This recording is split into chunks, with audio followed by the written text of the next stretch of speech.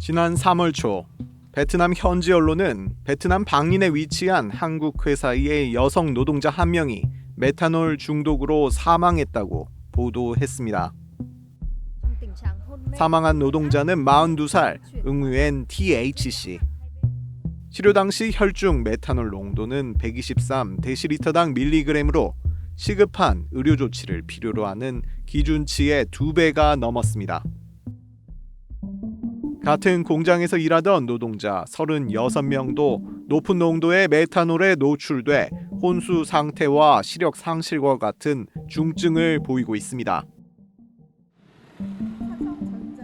7년 전 6명 노동자를 실명에 이르게 만들었던 국내 메탄올 중독 사건 때와 판박입니다.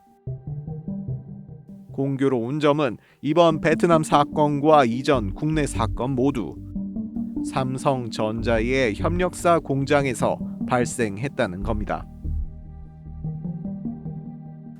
뉴스타파는 삼성전자 해외 공장과 그 협력사들의 환경안전 관리 문제를 연속 보도하고 있습니다.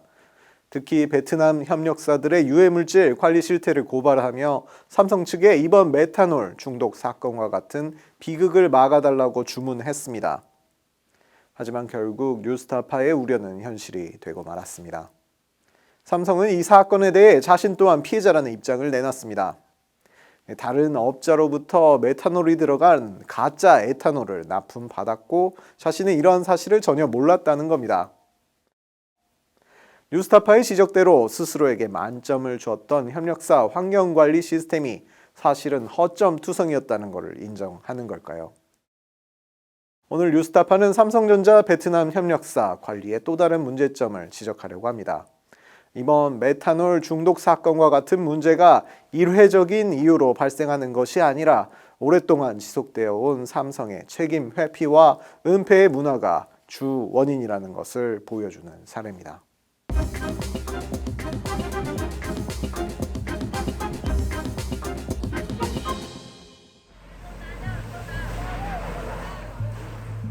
한 7시? 그 정도 되다 보니까 이제 밤이었죠. 거의 뭐 공장은 다 탔다고 보면 되죠. 전소가 됐고, 그때까지도 내부에 이제 그 가연물들이 있으니까, 아직까지 소방대원들은 불을 끄고 있는 상태였거든요. 2019년 7월 삼성전자 방린 공장의 한 협력사에서 화재가 발생했습니다. 조사를 통해 드러난 화재의 원인은 케이블 전선 과열. 공장에 스프링클러와 소방 펌프가 있었지만 제때 정상 작동하지 않으면서 불길이 더 커졌습니다. 스프링클러도 동작이 안 됐어요. 소방 펌프도 제대로 동작이 안 됐고, 소방 펌프 같은 경우에 이제 항상 그 자동 운전이 되도록 해야 되는데 그거를 수동 운전으로 해놔놓고 나중에도 아마 가동도 못한 것 같더라고요.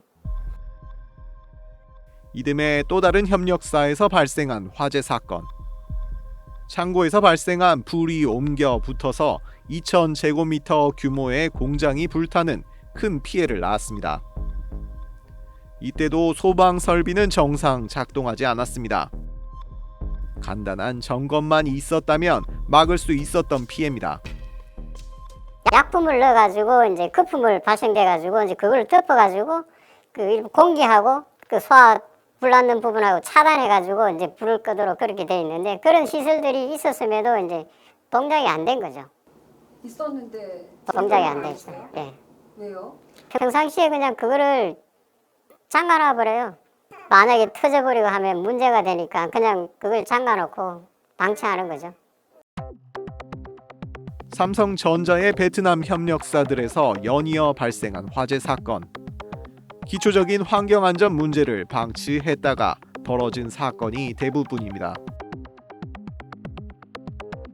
이러한 방제 관리가 개별 협력사의 자율이 아니라 글로벌 기업 삼성이 만든 체크리스트와 정기 점검 시스템에 의해 이루어지고 있다는 사실을 생각해보면 더욱 의아한 일입니다. 이른바 관리의 삼성에서 시스템적으로 발생해서는 안 될 사건들이 잇따라 발생하고 있는 셈입니다. 인위적으로 잠가놓고 혹은 또 수동 조작으로 전환해놨다라고 하는 것들은 사실은 이런 화재 안전에 관련된 뭐 시설 관리 혹은 또 이제 안전에 대한 관리 자체가 상당히 부족하고 문제가 있었다고 볼 수가 있고요. 원청에서 과연 이제 이런 협력사들이 제대로 이런 부분들을 잘 관리를 하고 있는지를 들여다보는 과정들, 이런 것들은 좀 필요해 보인다고 생각이 되거든요. 삼성은 베트남에 있는 협력사들의 부실한 방제 관리 실태를 잘 알고 있습니다. 뉴스타파가 입수한 삼성전자 내부의 협력사 정기 평가 자료. 2017년 3분기 기준 방린 지역 협력사들의 무려 78%가 소방시설 관리 기준을 위반하고 있는 것으로 나타납니다. 분기마다 이루어지는 정기 감독에서 수백 건에 이르는 소방 관련 지적 사항이 꾸준히 나오는가 하면 같은 업체가 매분기 소방 관리로 부적합 처분을 받기도 합니다. 감독은 하고 있지만 실질적으로 개선은 없는 사실상의 방치 상태입니다. 왜 이런 일이 벌어지고 있는 걸까? 방린 인근에 위치한 삼성의 한 협력사. 지난해 이 공장에서는 가스파이프가 폭발해 결국 34명의 직원이 다치는 인명피해가 발생했습니다. 원인은 기초적인 관리 부실. 집진기 내부에 먼지가 쌓이다가 압력이 높아져 폭발에 이른 겁니다. 분지는 내부에 이제 계속 쌓이고 되고 압력은 높아지고 거기에 이제 분진이 이제 폭발 범위에 들어가니까 뭐 조그마한 스파크가 있었든지 하다 보니까 펑 터져버린 거죠. 문제는 이 협력 업체가 이미 수년 전부터 삼성으로부터 방제 문제를 지적받은 곳이란 겁니다. 공장 신축 단계부터 기본적인 소방 허가 절차를 무시한 채 공장을 가동하다 적발되는가 하면 자기들은 허가 다 받았다고 우기죠. 그래서 황당해서 서류 다 가져와라. 하나하나 따져보니까 결국은 뭐 안 받았습니다라고. 작은 화재가 발생했지만 제대로 된 소방 시설이 없어서 주먹구구로 불을 끈 일도 있었습니다.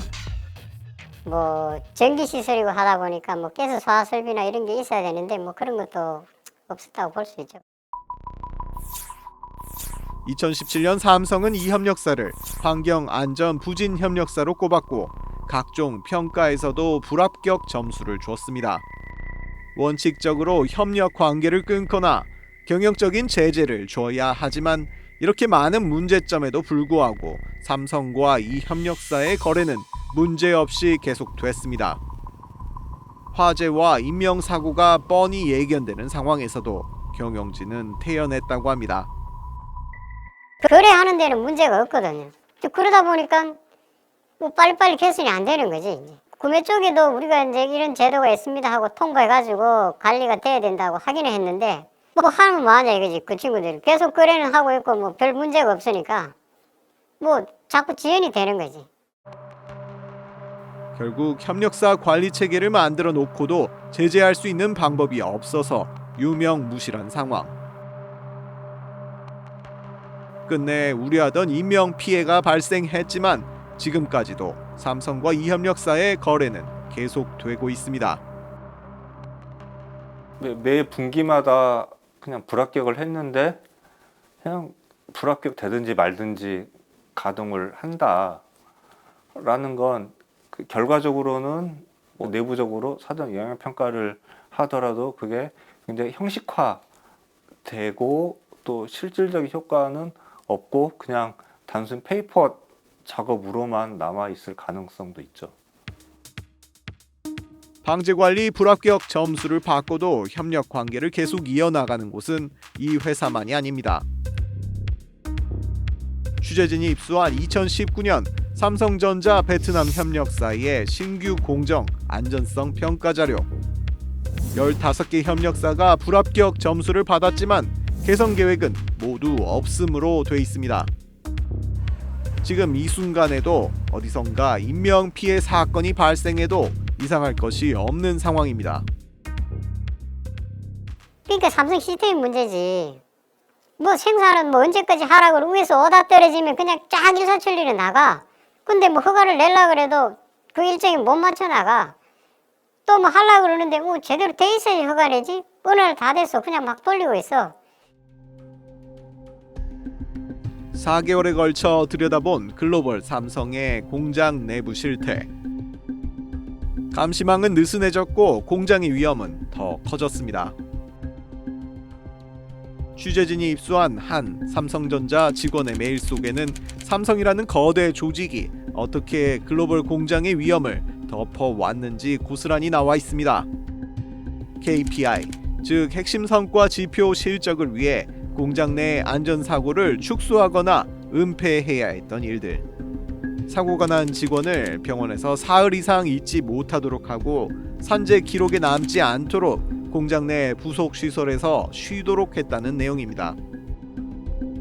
40여 년간 삼성에서 일했던 제보자에게도 낯설지 않은 일입니다.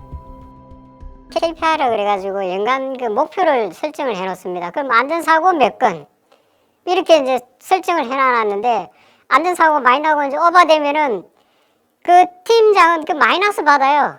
점수가. 이제 그러다 보니까 야, 이 뭐 조금 이런 거는 그냥 뭐 이렇게 해. 얼렁뚱땅 넘어가려는. 위험을 알리고 현실을 직시하는 목소리는 감추어집니다. 1차 평가 때 부적합이 나오잖아요. 이 부적합이 나온 그 부분만 2차 평가 때 개선이 되어 있으면 점수가 반영이 되는 거예요. 1차 평가 때도 다니면서 다른 그 부분들이 보이면 평가자가 그걸 걸어야 되는데 딱 그 부분만 한정해가지고 평가를 하는 거죠. 완전히 대회 보여주기 위한 그 지속가능 경영 보고서에 그냥 올리기 위한 그런 평가라고밖에 말할 수 없다는 거지. 공장의 위험을 키우는 비밀주의 문화를 청산하고 시민 노동자의 알 권리를 진정으로 보장하는 것이 글로벌 삼성의 위험한 공장을 안전하게 만드는 궁극적인 해법이라고 전문가들은 조언합니다. In 2011, a United Nations expert group developed a series of recommendations about the electronics industry. And this is because more than 150 governments agreed that hazardous chemicals in electronics are a global issue of concern. And one of their recommendations is exactly that health and safety information should not be considered confidential. And subsequently, in 2012 and 2015, more than 150 governments agreed that companies should be encouraged to follow these recommendations. So, right to know is not a radical idea, it's a very mainstream idea. 뉴스타파 오대양입니다.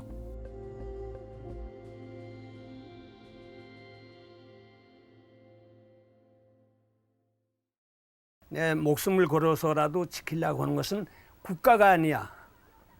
분명히 소위 애국 이런 것이 아니야. 진실이야.